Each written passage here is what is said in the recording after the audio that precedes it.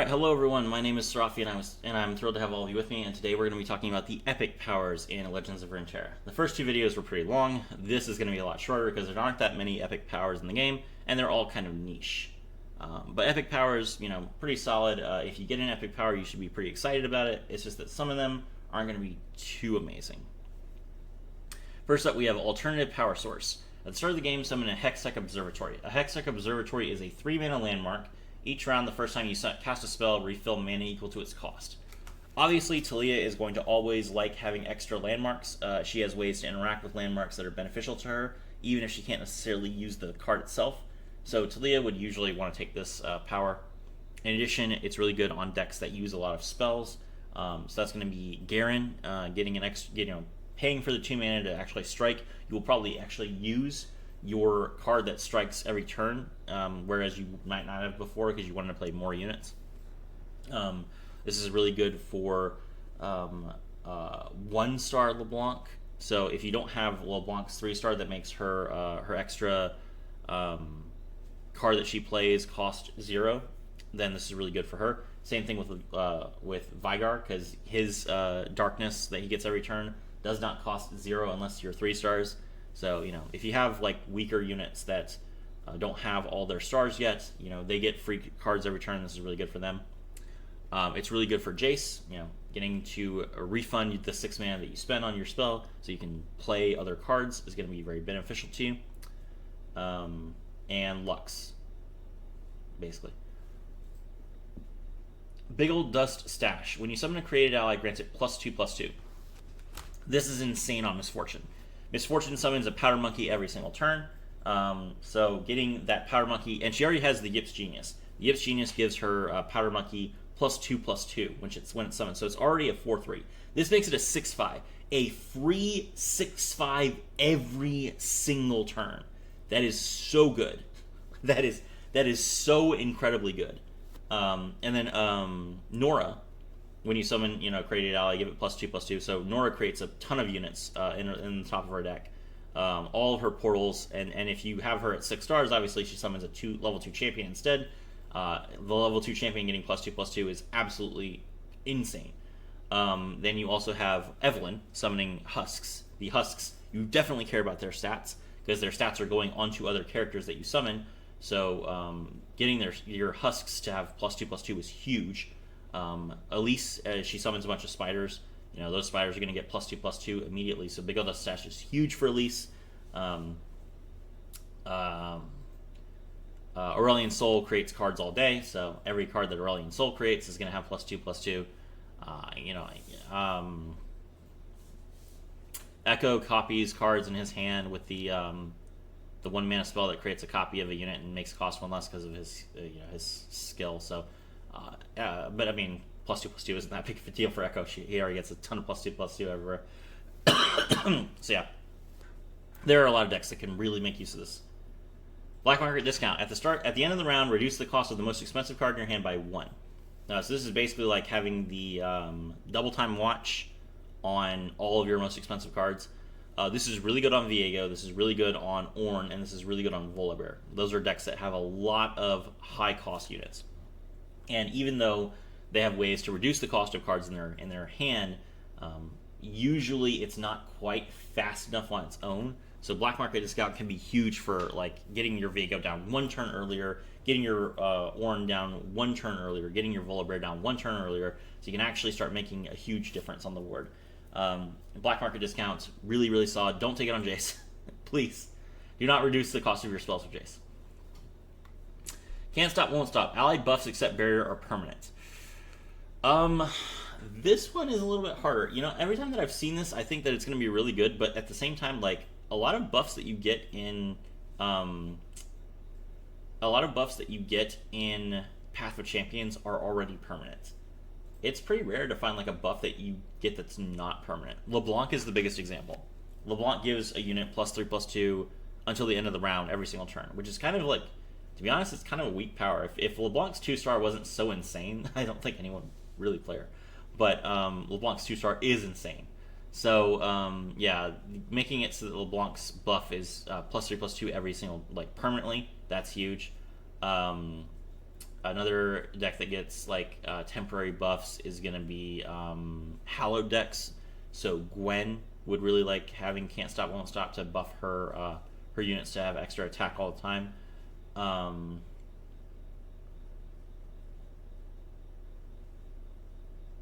Yeah, that's what I can think of off the top of my head. Like it's just there are so many permanent buffs in this game that temporary buffs aren't really that common. Elemental Winds. Your spells and skills deal 2 extra damage. That might sound familiar to you. That is literally Annie's. That is literally Annie's 3-star power. So getting it on Annie, of course, is going to be insane. You've just basically doubled Annie's 3-star power. You also want this on Vigar. Being able to deal damage with darkness, high damage with darkness before you summon Vigar is very important. Essentially, this means that you can level Vigar up with 3 casts of darkness instead of 6, which is really, really good. Obviously, this is also very good on Swain. Any deck that uses a lot of skills is going to benefit from this. Jhin. Jhin loves dealing damage with skills. There's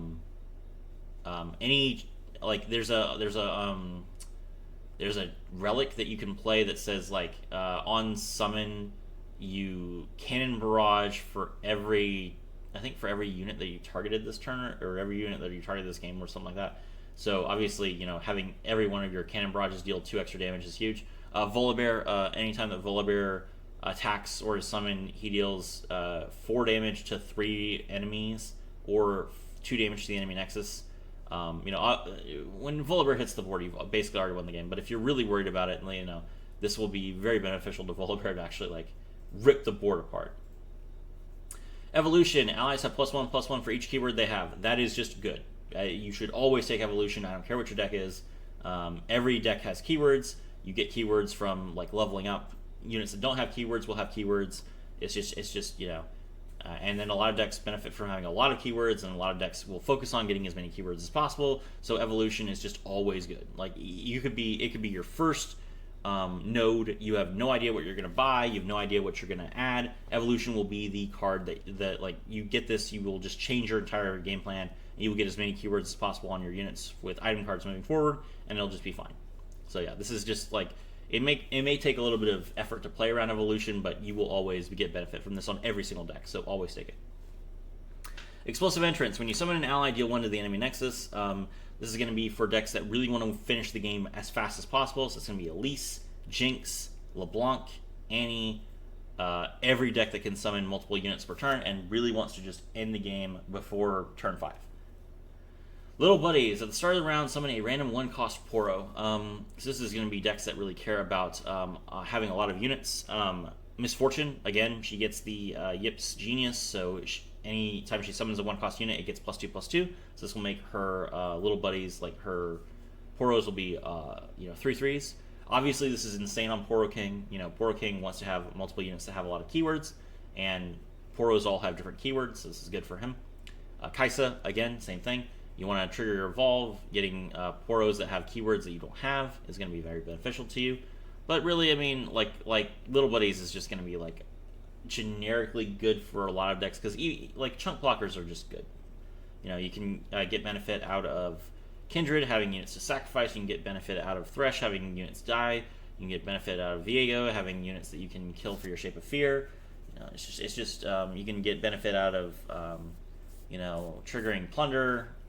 It's just good to have like a summon every single turn. Mana Flow. Game start, get an epic gem. Get an empty mana gem. This is so good that they gave it to everyone. So this is probably the best epic hero power. Getting to just like have 3 mana at the start of the game instead of 2 is insane. If you are a force, if you're 5 stars, you have 3 mana, you go up to 4 mana. You will never you could take this every single node. You could take this, and it would just be better for you every single time. So this is just a solid, very powerful ability.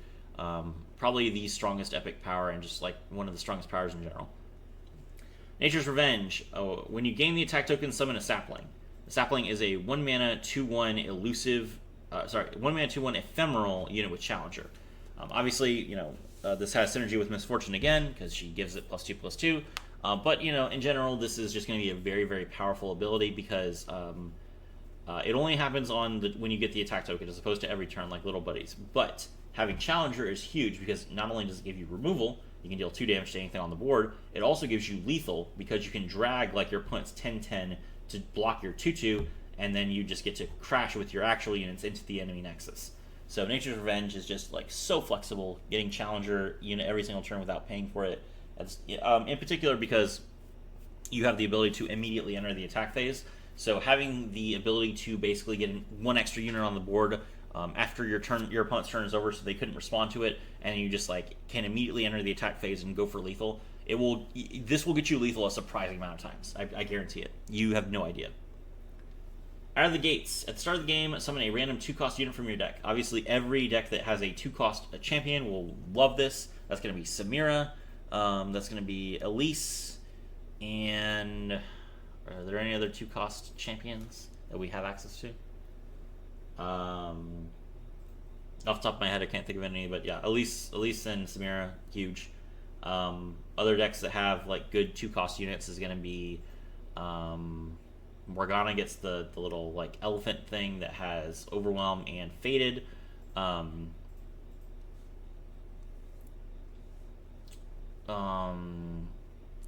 will get the 2/2 that has like Quick Attack and adds Darkness to the hand, or the 4/3 that when it strikes you get like you buff your Darkness.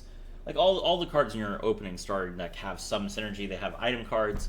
So this is just a solid, good card. Like, 'cause you're not summoning like a random unit. You're summoning a card from your deck. So it's going to be like solid. Share the Bounty. When you target an ally with a single target spell, copy it on your weakest ally. So it's going to be really good for Viego because you get extra copies of a Shape of Fear, which means that you will ramp up your encroaching mists a lot faster. It's really good for Lux and Lux Illuminated, because with Lux, you just get extra copies of Barrier whenever you cast your Rally spell. With Lux Illuminated, you can trigger your targeting effects to get extra Spirit and Impact on multiple units, or trigger it extra times, which will make Lux Illuminated level up faster. And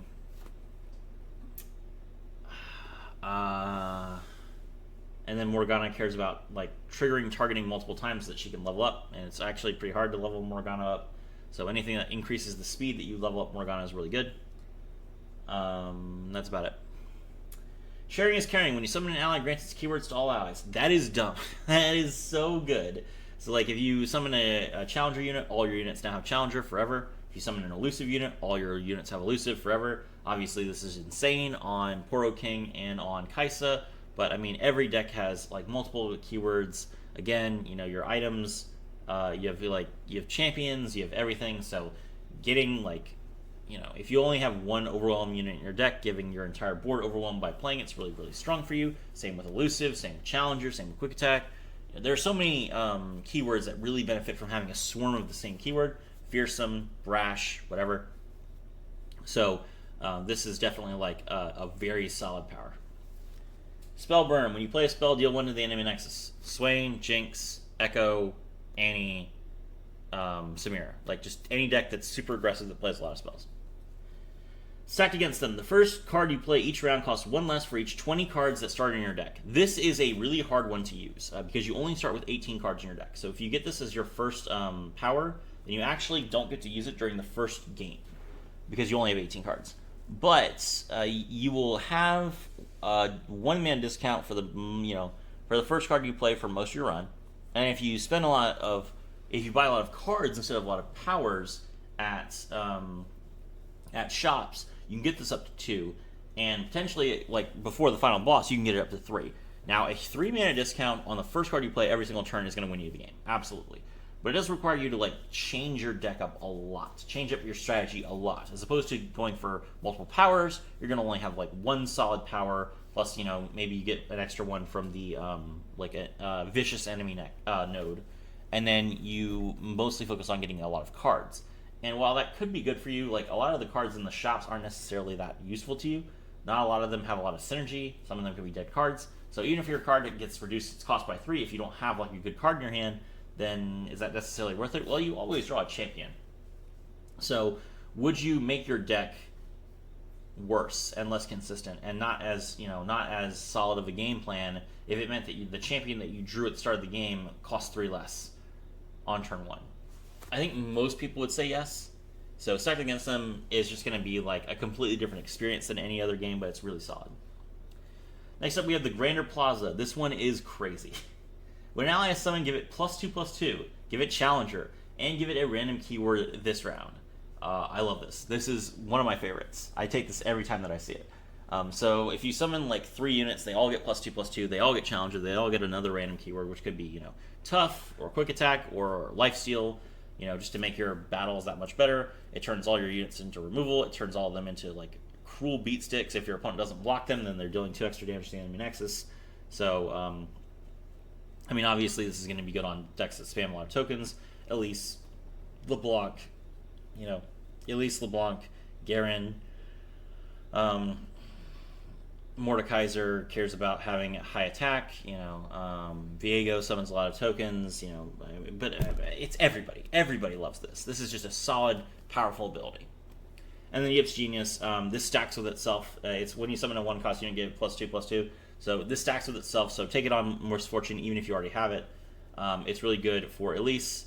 It's really good for the Poro King. And it's really good for Jace, because Jace has those 2 1/1s that he gets at the start of the game. Those are basically the only decks that really like spam a lot of 1/1s, or 1-drops, and then Annie as well. So solid. All right, my name is Serafi, and I was thrilled to have all of you with me.